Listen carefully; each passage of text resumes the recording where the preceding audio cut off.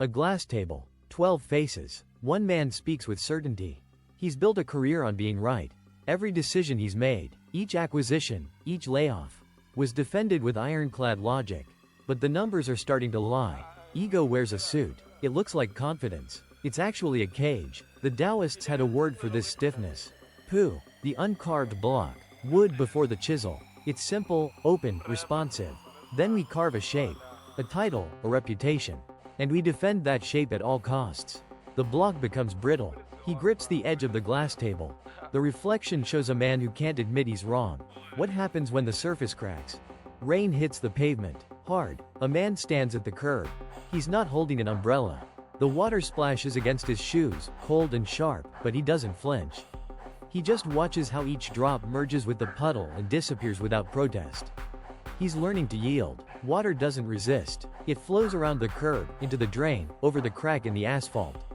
No argument, no stubbornness. Lao Tzu wrote that the softest thing in the world overcomes the hardest. Water can carve a canyon through granite by never fighting the rock, just wearing it down drop by drop. That's not weakness. The man looks at his own hands. They're clenched into fists. He's been holding onto a deal that's already dead. He opens his palms, lets the rain hit his skin, and feels the cold run down his wrist. It doesn't hurt, it's just wet, just a fact, not an enemy. He's not the rock. The puddle ripples. He watches. He takes a step forward. The water parts around his shoe. For the first time, he's not trying to stop the flood. He steps into the room. The door clicks shut behind him. Silence drops like a heavy curtain, thick enough to cut with a finger. The floor is bare wood. One candle flickers in the corner. He sits on the cushion, crosses his legs, and waits. The flame throws shadows that climb the wall and vanish. He's been running from this pause his whole life. Zuowan, sitting in oblivion. The old Taoists used it to forget themselves. Every title, every wound, every story that whispered, "I am this." They sank into the stillness until the narrator fell silent.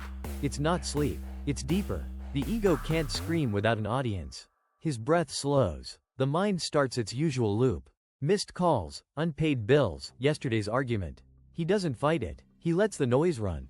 And then something strange happens. The noise runs out of fuel. The thoughts thin into smoke. He watches them dissolve without reaching for another. What's left when the story stops? A presence. Not a name. Not a history. Just the room, the candle, the body breathing.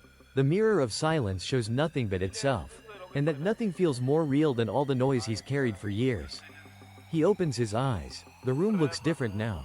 But it hasn't changed. He has. Or maybe he just lost the version of himself that needed to change things. The candle gutters. The shadow on the wall stretches toward the corner. There's nowhere left to run. The candle burns low on the campaign table. Li Jing's hand rests on a scroll, the emperor's seal still warm. He stares at the contour lines of the muddy valley ahead. Orders read clear. Attack at dawn. Crush the rebels. But his scouts came back with blood on their boots. 10,000 men waiting in the gorge. One false step and the whole army drowns. He looks around the tent. His officers watch him. Every man trusts him to lead. He could obey the order and die a decorated corpse. Or he could refuse and save them all. Li Jing reaches for his sword. Not to fight. He draws the blade, cuts the silk strap holding his commander's seal, and places the jade token flat on the map. The tent goes still. "I surrender my command," he says. No anger in his voice. No pride. Just a quiet man doing what a general was never taught to do.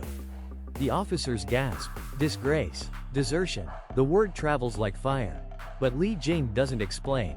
He walks out of the tent, past the guards, and sits alone by the campfire. He let the ego die so the army could live. Days pass. The emperor learns the truth. The gorge was a trap. Every soldier in that column would have died.